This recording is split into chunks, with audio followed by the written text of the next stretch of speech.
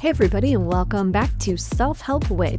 I'm Dana, and this is the 50th episode of Self-Help Witch. Can you believe it? I can. I can believe it. It's been a lot of work, but it's been extremely rewarding. And today, to celebrate and commemorate this milestone, I want to talk about the creative process.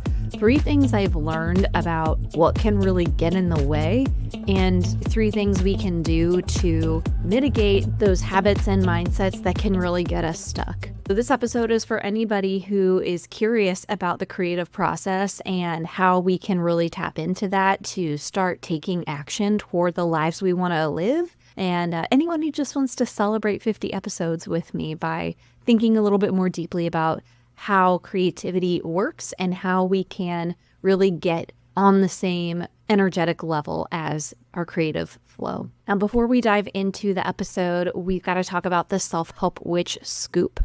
I do still have availability for astrology readings in July. I am going to change my availability pretty drastically starting in August because I'm a teacher and I'm going back to work, so I'm going to be pretty busy for the foreseeable future, and we'll have very limited bookings for astrology readings. But I do still currently have a good chunk of availability left for the second half of July. I have 3 kinds of readings available. The first is a Cosmic Mirror birth chart reading, and this is for anyone who wants to reconnect to their inner guidance and gain the language to articulate who they are on a real spiritual, deep level. I also have astrologically aligned forecast readings, and this is for anyone who wants to know what lessons are coming down the pipe in the foreseeable future and the best ways to work with them. So we'll look at how the upcoming astrology is activating your natal chart. And then finally, I also have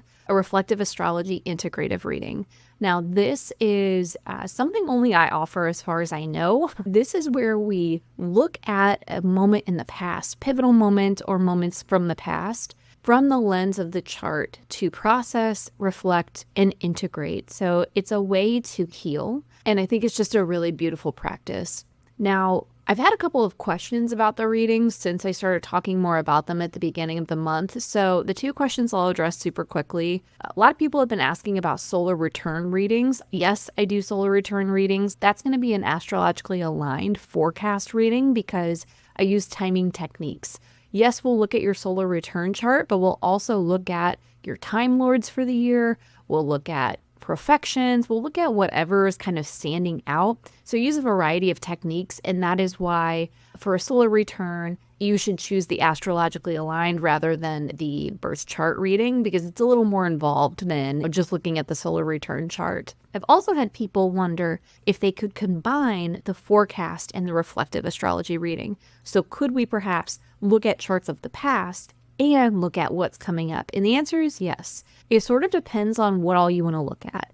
If you have several moments you want to use for the reflective astrology piece, that might take up the full hour. But if you want to, maybe just look at one moment, like maybe you're approaching your second Saturn return and you'd like to look at your first Saturn return and then what's coming up for the second Saturn return, I think that would be so good. That's such a good idea. So happy to customize the reading for what you need. And if there's some other question you have, please reach out. I'm happy to help. Dana@selfhelpwitch.com, or you can find me at selfhelpwitch on Instagram. DM me. My DMs are open for you. And if you're ready to book now, you can do that at selfhelpwitch.com/store. All right, that's it for the scoop. So let's get into the episode. My first major realization about the creative process, and this is definitely the most important one of the 3, is to stop planning, stop thinking, stop strategizing, and start creating. I want to zoom out on this and get a little spiritual, a little philosophical with you for a second. I think it's really easy to forget that we don't own anything. Everything we have here while we're alive on Earth is on loan. Our bodies, our brains, our ability to act and do and love and have fun. I mean, literally everything is borrowed from the divine, and we're going to have to give it back one day. And I think when you're creating something, it's easy to forget that. It's easy to think that, oh, this is my idea. This is my concept. This is my project. And in some ways it is, because you are the one that's going to be making it and bringing it into the material. But you actually don't own that idea. It didn't come from you. When you're creating something and bringing it into the world, you're only able to do that through the divine miracle of being alive, right? Having a body, having the faculties with which to conceptualize and then go out into the world and actually make it real. Our ideas are divine sparks of inspiration, and they do come from somewhere else. Even if it appears that they're coming from within you, these ideas are within us, but they don't originate with us. And in this way, honestly, I believe everyone is a channel, whether they realize it or not, because these ideas we get, again, they don't come from us. They come from the divine. But there is an important caveat here, which is when I say don't plan, don't think, don't strategize, I don't mean never do those things. We do live in a material world. We are busy. We do need a certain level of thought behind how we approach something so that we can make it sustainable. We can make it make sense for our lives. We do have to navigate the material realm, and that does require a certain level of thinking and planning. But anytime I've been stuck, lost, or confused in this process of creating, it's because I've quagmired myself into over-planning and overthinking. Creation and materializing our ideas, to me, is a spiritual process. It's working with the divine. And if we get too wrapped up in the material, it's not going to feel as good as it could. And that's the best case. The worst case is we become stuck and we give up. And we believe, oh, well, this was just not a good idea, or I'm not cut out for this. I can't do this. I'm not a creative person. And to that I say, no, no, no, no, no.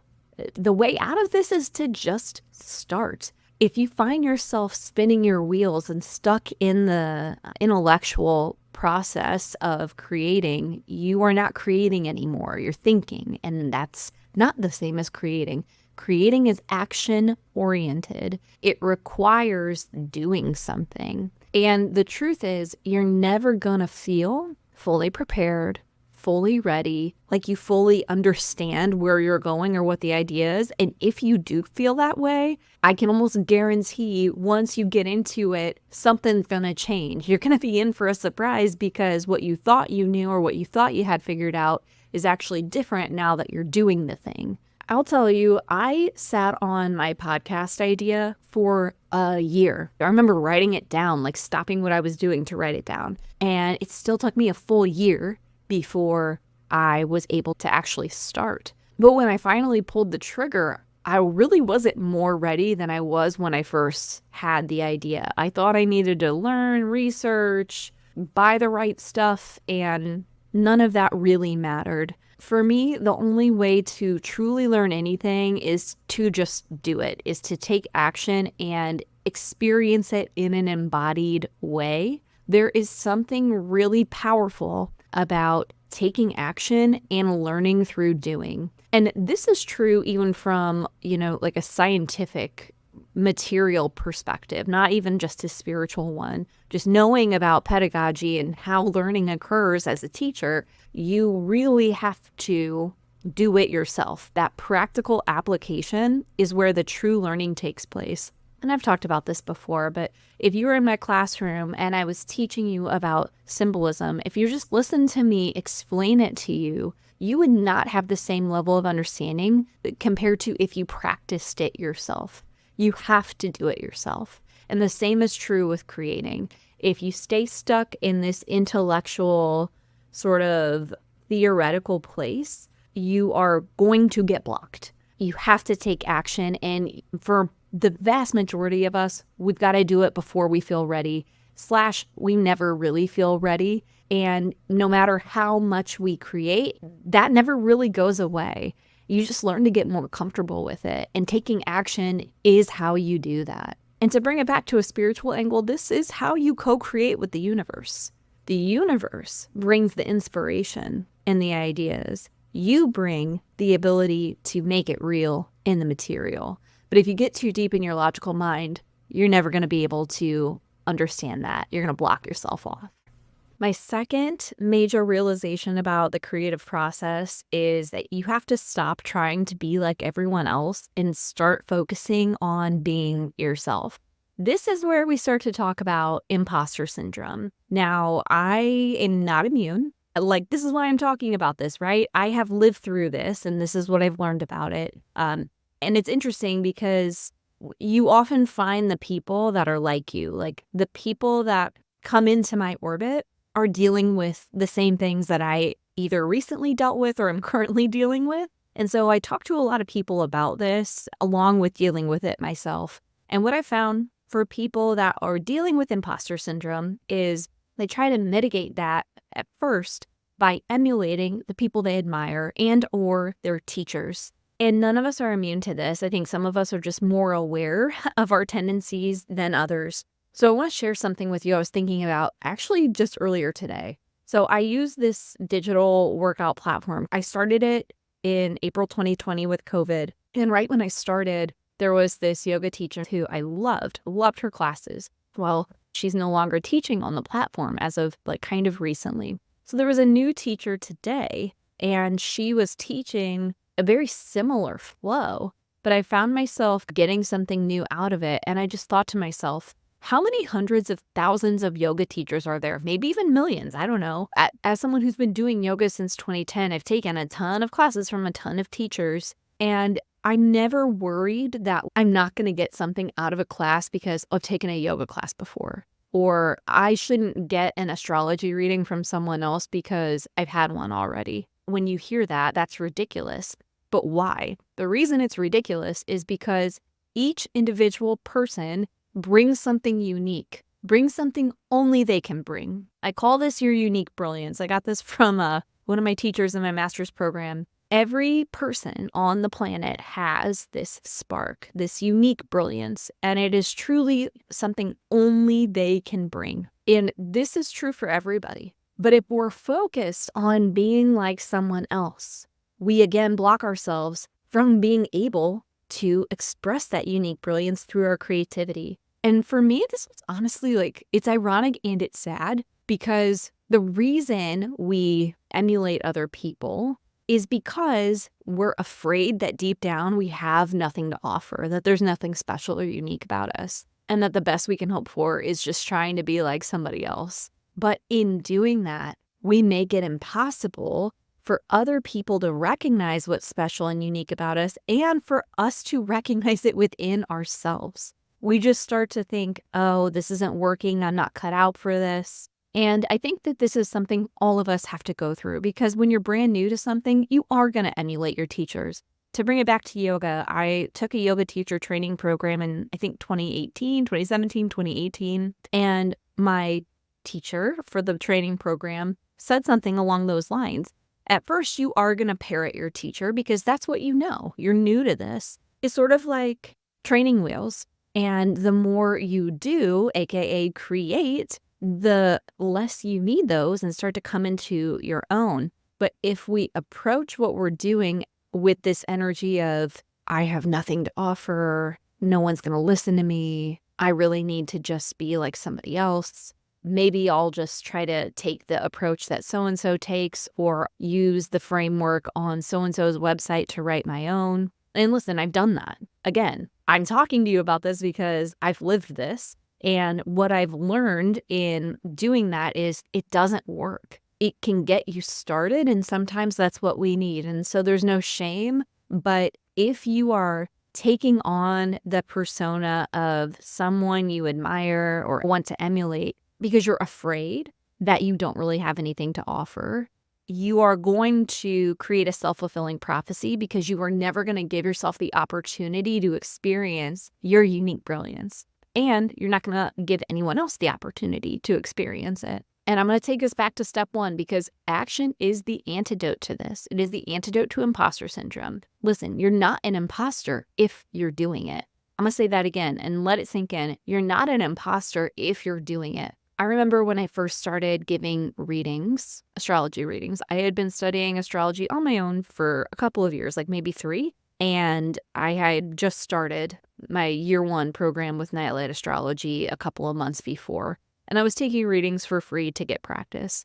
But I was really hung up on the idea of whether or not I could call myself an astrologer. I was literally Googling, can I call myself an astrologer? And if I could go back in time and talk to myself, I would say, if you're doing it, you are one. The thing is, you don't have to lie. You don't have to pretend to know more than you know or be further along than you are. Just be honest. If you're just starting out, you can just say, I'm a beginning astrologer, or I'm just starting out on my journey as an astrologer. However you want to say that, claiming the title of the thing you're trying to be is not dishonest if you're doing it. Now, there's this other thing of for example, saying I'm an astrologer, but then not doing astrology.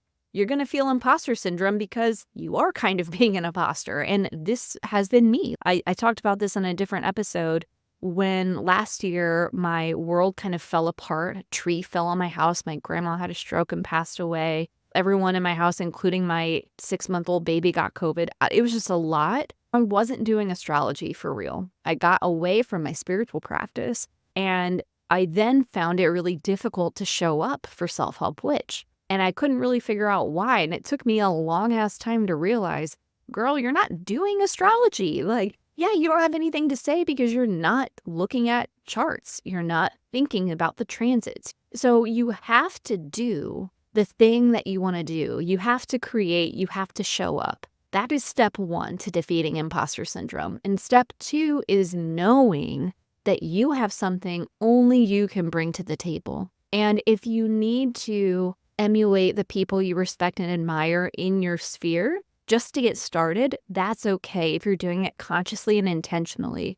But know that that is not a strategy that will work forever, because it is ultimately going to block you from giving what only you can give. So focus on being yourself.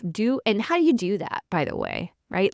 You do that by doing what's exciting, fun, and interesting to you. When I first got started, I loved doing just silly, stupid reels. There was a part of me that felt like no one was paying attention. I was just making myself look stupid, but I did it anyway. And that was actually the reason that Adam, my teacher from Nightlight Astrology, came to know me. I had got my certificate for the year 1 program. I tagged him in it, and then he started looking at my silly reels that I thought I was making myself look real stupid in. And he said, I love your approach to content. Do you want to come on and talk about what it's like to be a professional astrologer? And it changed everything for me, which just goes to show you, if you are being you, if you're being true to you and you're showing up consistently, things are going to happen and it's going to work out. My third lesson about creativity, and this has been the hardest one for me to process and digest, and I am always going to be learning this lesson, is to stop worrying about how what you're making is going to be received, and instead start trusting that authenticity will attract your people and that you have people that want to hear specifically what you have to say. So this is obviously getting at the fear of rejection, which stops so many people from bringing their unique brilliance into the world. I've always felt like an outcast. My first memories have been feeling sort of like an outsider and wondering how to fit in, being bullied in grade school, and just really not knowing how to find a group and clinging to whatever shred of acceptance I could get. And I didn't really have to face this head on until I stopped drinking. So this happened at the end of 2019, and I had to face a lot of fear of rejection around being sober. I was really worried people were going to look at me differently. They were going to think I was boring or think I was weird. I thought for a long time that dealing with that fear of rejection in sobriety, I had kind of finished my fear of rejection. I'm pretty fearless most of the time when it comes to putting my work out there, but it's kind of come back up for me again. It's present for me now in a different way. Now I'm worried because I am experiencing some acceptance and some validation from people. Now I'm afraid that if I am truly authentically myself, if I lean more into my authenticity, I will drive people away. The people who have decided they accept me already are going to change their minds. And look, I'm dealing with it now. Like, it is hard. But once again, the only way that you can learn to let go of that fear is to get in there and take action. And I had to think back to all of those times along this journey that I've learned it's okay for me to be who I am. I thought back to some of the episodes that I was most like, not necessarily worried about putting out, but I just thought no one's going to care about this are the ones that I've done the best. So one episode I did was about the concept of eudaimonia, and I really felt like no one's going to give a shit about this. I was deeply interested in it. Like, I loved the research for that episode. I was geeking out preparing it and putting it together. And it has by far the most listens of all, now 50 of my episodes on Self Help Witch, which I find fascinating. I have no idea why that's the case. I can only attribute it to the fact that it was something I really cared about. I was really interested in. It was an authentic expression of my creative powers, and people respond to that. I think, too, about this other episode that I came this close to not publishing. It was called something about like starting before you're ready. And it was just all about starting before you're ready, which is sort of what this episode is about, too, I guess. And like I said, I really thought no one's going to care about this. People are here to hear about astrology. I am just going to publish it because I already recorded it, but probably no one's going to care. And I can't tell you how many people reached out and was like, oh my God, Dana, that was exactly what I needed to hear. Thank you so much. It takes me back to this idea that, you do have a unique brilliance, but also that unique brilliance, that co-creative power that you have, it doesn't come from you. It's your spark of the divine, and it is connected to this collective unconscious source, the universe, whatever you want to call it. It's a divine gift. And I think we almost have a responsibility to share it as it is. It's not going to feel comfortable, not always going to feel comfortable, because you have to get over these blocks you have for yourself around like, well, what can I really do? I shouldn't be talking about that. No one's going to care about that. You've got these ideas, these programs about what people do and don't care about, or what you can and can't do. And the universe doesn't give a shit about that. You've got a divine program you're here to live out as well. And part of living that out is about getting over these hurdles that either you internally have set up for yourself or society has set up. Again, this is why taking action is so damn important, because that is what helps you knock those blocks over. And I will say too, you really have to have faith in the beginning, because for most of us, it takes a while to get validation from other people. You're probably going to create for a long time without a lot of validation. And that is why a lot of people give up. Just keep creating and be true to yourself. This will make the process enjoyable and fun for you, even when you're not getting that external feedback and validation, which, look, let's be real, is amazing. It's so awesome. But you need something to sustain you until you're getting that. And at the beginning, you're probably not going to be getting a whole lot of that. So if you are creating because you're following that impulse within you and you're being true to yourself in the process, you are going to make things that are fun to make. You are going to enjoy the process, just like what I said about the eudaimonia episode, where I just had fun with it. I was expecting nothing, and that was actually kind of the perfect way for me to approach that. Have fun and expect nothing, and you will forever be pleasantly surprised, and you'll enjoy the process along the way. And if you keep doing that, I guarantee the people who are supposed to hear and supposed to encounter whatever you're creating, they're gonna find you, and something really magical and beautiful is gonna come from it. Well, guys, that's it. Those are the 3 big insights I had. I'd love to know what you thought about this episode, your thoughts on these ideas. If you're listening on Spotify, there's a poll that says, what did you think about this episode? Feel free to reply to that and let me know. And of course, I love it when you DM me, Dana at selfhelpwitch on Instagram. You can also email me, Dana at selfhelpwitch.com. If you're still thinking about getting a reading with me in July, don't forget to book that ASAP. You can do so at selfhelpwitch.com/store. I'll be back next week with my friend David Odyssey. He has a podcast as well called The David Odyssey Show, which I was a guest on recently. We talked about Lilith in Libra. David and I are talking on Self-Help Witch next week, all about challenging aspects. So squares and oppositions in transit and in your natal chart. So I will see you back here next week. And until then, I love you. Keep going. Thank you so much for being here. Here's to another 50 episodes. Bye.